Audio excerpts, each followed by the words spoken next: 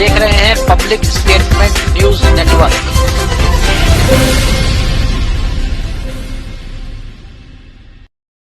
नमस्कार, आप देख रहे हैं पब्लिक स्टेटमेंट न्यूज। कानपुर के हाईलाइट अस्पताल बना गरीबों का भगवान। वैसे तो पैसे वालों के लिए तमाम अस्पताल खुले हुए हैं, लेकिन कानपुर का हाईलाइट अस्पताल ने मानवता की ऐसी मिसाल पेश की है जो सरकारी अस्पतालों में देखने को प्रायः ही कम मिलती है। कानपुर के हाईलाइट अस्पताल में 60 वर्षीय महिला जो कि ब्रेस्ट कैंसर से पीड़ित होने के कारण अपनी आखिरी घड़ियां गिन रही थी, परंतु कानपुर के जीएसवीएम के प्राचार्य डॉक्टर संजय काला और उनकी टीम ने सीमित संसाधनों में एक जटिल ऑपरेशन कर उस महिला की जान बचा ली। इसी तरह एक और 50 वर्षीय महिला के पेट से 10 किलो का ट्यूमर निकालकर शल्य चिकित्सा के इतिहास में जीएसवीएम का नाम स्वर्णिम अक्षरों से लिख दिया। अब पीड़ित मरीज जीएसवीएम के डॉक्टरों को लाख दुआएं दे रही है और सभी डॉक्टरों का धन्यवाद कर रही है। मैं शुरू करूं तो बता देना, आप बताइए। हाँ, शुरू करें। अच्छा, सबसे पहले तो मैं आप सब लोग का स्वागत करता हूं कि जैसे आप देख रहे कि जीएसवीएम मेडिकल कॉलेज दिन दुगनी रात चौगुनी उन्नति कर रहा है हर फील्ड में, चाहे वो सर्जरी की फील्ड हो, मेडिसिन की फील्ड हो, या फिर मरीजों से संबंधित सुविधाओं के संबंध में हो, या रिसर्च की फील्ड हो। इसी में अब दो नई हम लोगों ने बहुत बढ़िया काम किए हैं, जिसमें हमारी टीम ने पहला केस हम लोगों ने एक लगभग 10 किलो ट्यूमर हमने निकाला है। और बात इसमें साइज़ की नहीं है, बात ये ट्यूमर की है।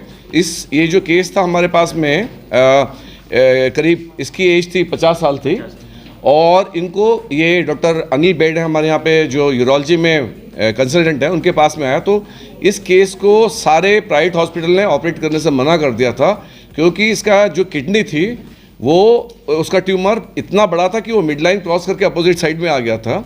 और उसकी वजह से उसने क्या किया कि दोनों जो एओर्टा यानी कि जो खून की मेन नलियाँ हैं, एओर्टा और इन्फीरियर वेना क्या कहते हैं, उसको 90% सर्कुलेट कर लिया। तो ऐसे में उस केस को करने से किसी ने भी हाथ लगाने से मना कर दिया, और उसमें काफ़ी अधिक खून की मात्रा भी चाहिए थी, और इसमें मरीज की टेबल पे डेथ होने की बहुत अधिक संभावना थी।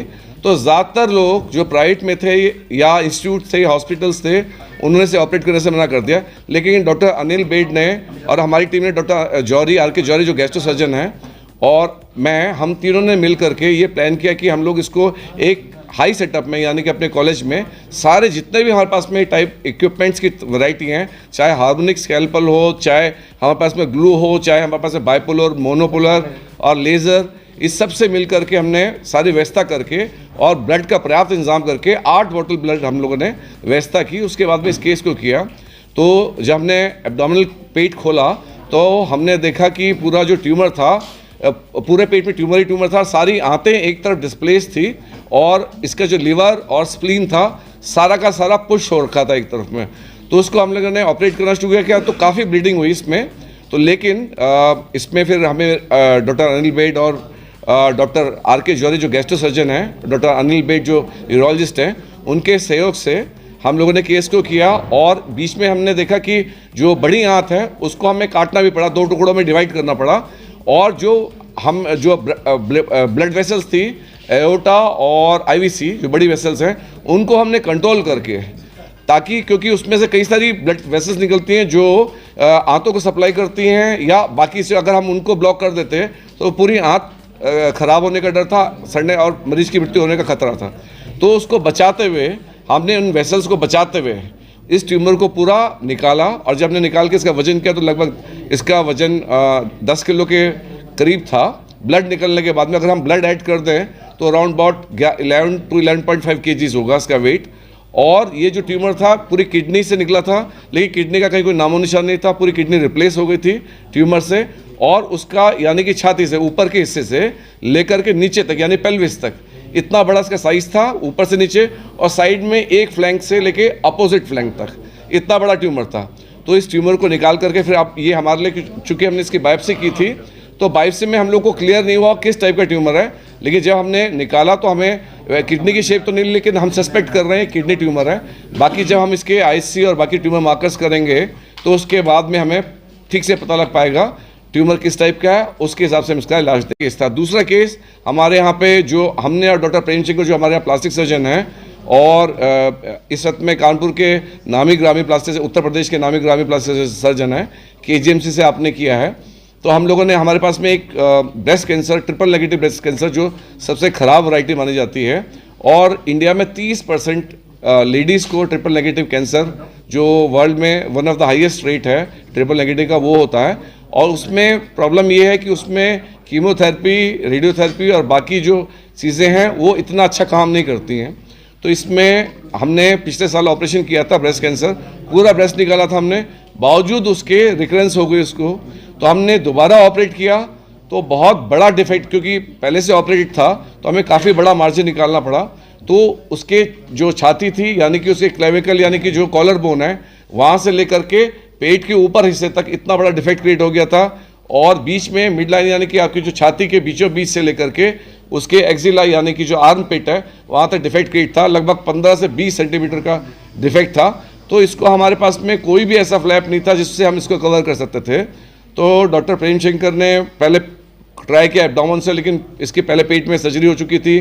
बैक से ट्राई किया, बैक में जो फ्लैप होता है बहुत छोटा होता है, वो कवर नहीं कर सकता था। तो उसके पैर में निचले वाले हिस्से से नहीं कर सकते थे। लेकिन एक फ्लैप होता है जिसे ALT फ्लैप करते हैं, एंटीलेटरल फ्लैप ऑफ थाई, वो आपने उसको फ्री फ्लैप कहते हैं, यानी कि हम एक जगह से निकाल करके पूरा दूसरी जगह लगाते हैं।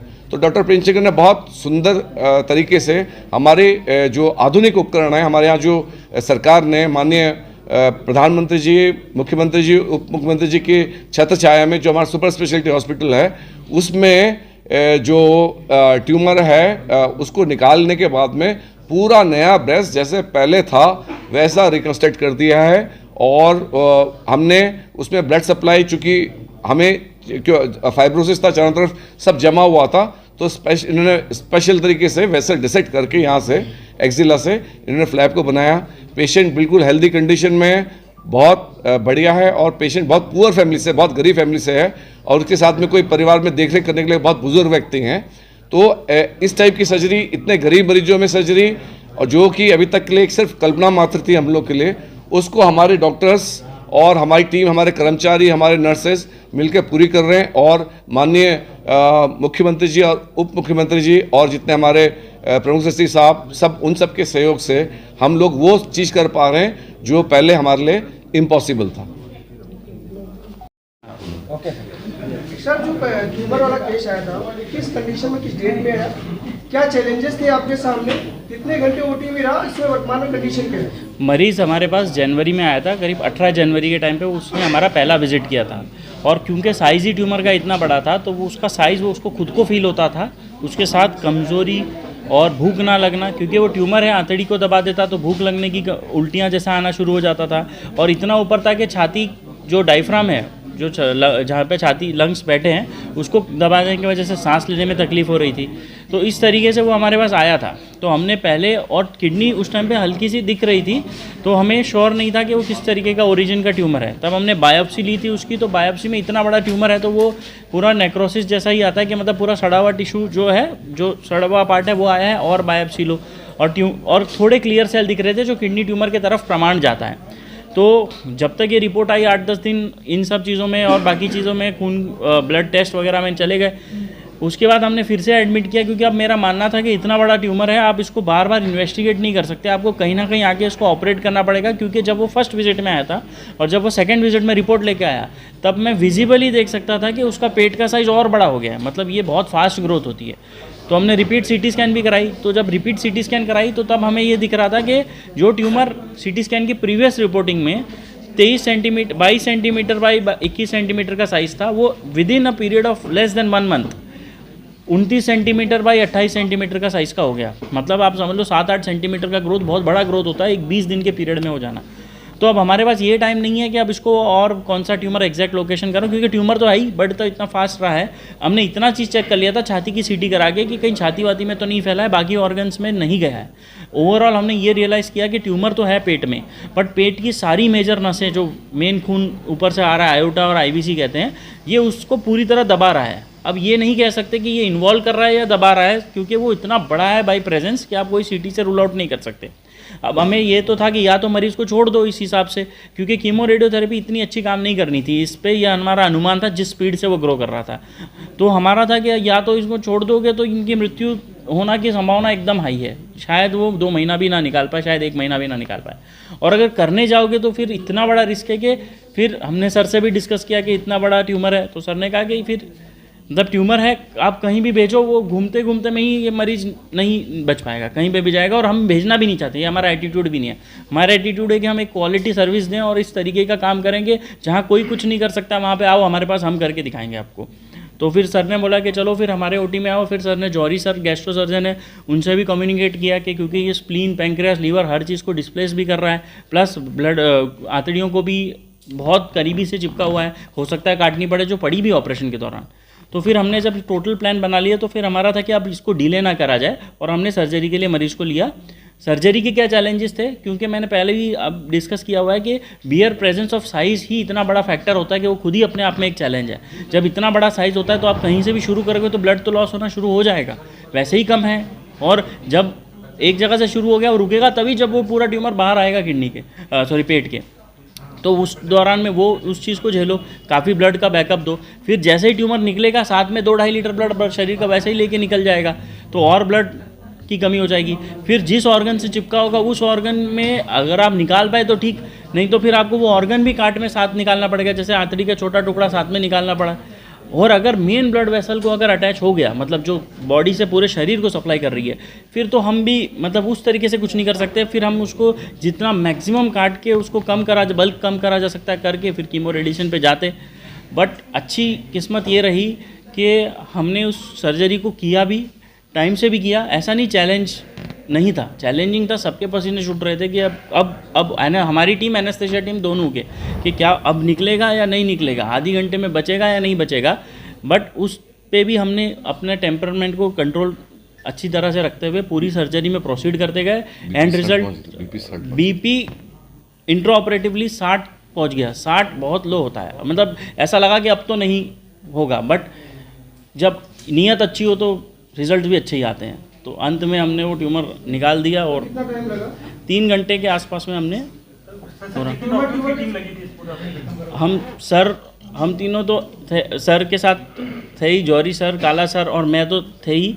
साथ में 2 रेजिडेंट्स वॉशअप थे, शताक्षी मिश्रा वॉशअप थी, 1 रेजिडेंट वॉशअप थे, शताक्षी मिश्रा और 2 स्टाफ नर्स को वॉशअप कराया था। और एनेस्थेशिया की टीम में कम से कम 3 एनेस्थेटिक टीम, मतलब senior consultant plus senior resident और एक और कंसल्टेंट में अपूर्व सर जो थे, उन्होंने पूरा भार संभाला था एनेस्थेशिया का, और उनका रोल बहुत क्रिटिकल था क्योंकि